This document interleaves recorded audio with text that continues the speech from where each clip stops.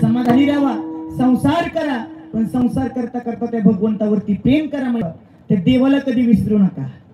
आपल्यातली लोक जोपर्यंत तरुण आहेत तोपर्यंत प्रपंच करतात. मग त्यांना म्हणलं ना तरुणपणी चला परमार्थाकडं, चला कीर्तनाला, चला देवाला, म्हणतात आमचं काम आहे विधाव. म्हातारपणी बघू, परत परमार्थच करायचा आहे. पण म्हातार झाल्यावर मग आपण देवाकडे येतो. मग देव पण हुशार आहे. देव म्हणतो जोपर्यंत तुझ्या मनगटात जोर होता तोपर्यंत तू प्रपंच केला. आणि आता म्हातारा झालं की माझ्याकडे आला.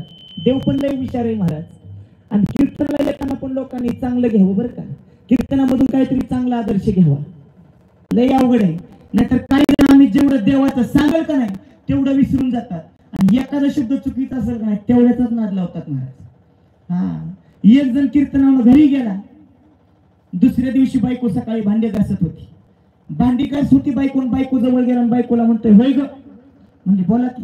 म्हणला रात्री मी कीर्तनाला गेलतो. बरं मग तिथं महाराज सांगत होतं श्रीकृष्णाला 16,108 बायका होत्या. बरं मग त्याचं काय.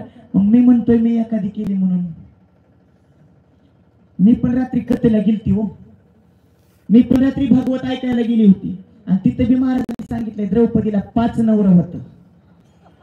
ए बाया गपकी म्हणला तेरी बी चुप मेरी बी चुप.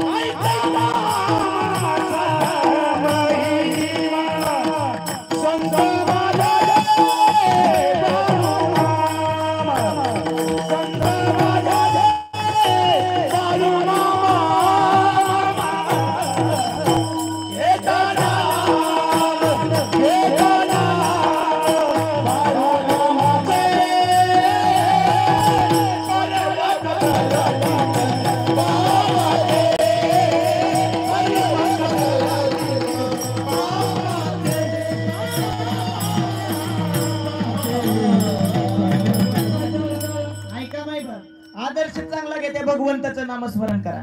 जीवनाचा उद्धार झाल्याशिवाय राहणार नाही. कीर्तनामधून चांगलं घेण्याचा प्रयत्न करा. नाहीतर मी तर सांगितले 16,108 बायका. तुम्ही उद्या जाऊन तुमच्या घरच्यांना तसं म्हणू नका पुढे बसलेली. पण खरं सांगू का महाराज, ज्याला काही 2 बायका आहेत का नाही त्याचं लय हाल आहेत बघा. खंडोबाचं सुख होतं का. मोठी अमावस्या दर 6 महिन्यातून येते बरोबर का. पण त्या देवाला सुद्धा एक गडाच्या पायथ्याने गडावर ठेवावी लागली. ही 2 बायकावाल्याचा हाल आहे. आता बसलेला एखादा जर असा तसा नमुना तर म्हणाला आज आमच्या जीवाला आधार आला. ज्याला काही 2 बायका आहेत ना महाराज त्याचं लय हाल आहे. तो एक ब्राह्मण काका होत आणि त्या काकांना 2 बायका होत्या. आता सण कुठला आलाय महिला मंडळ. कुठला सण आलाय आता. संक्रांतीचा सण आलाय. संक्रांतीचा सण आलता. त्या काकांना 2 बायका होत्या. थोरली जी होती ना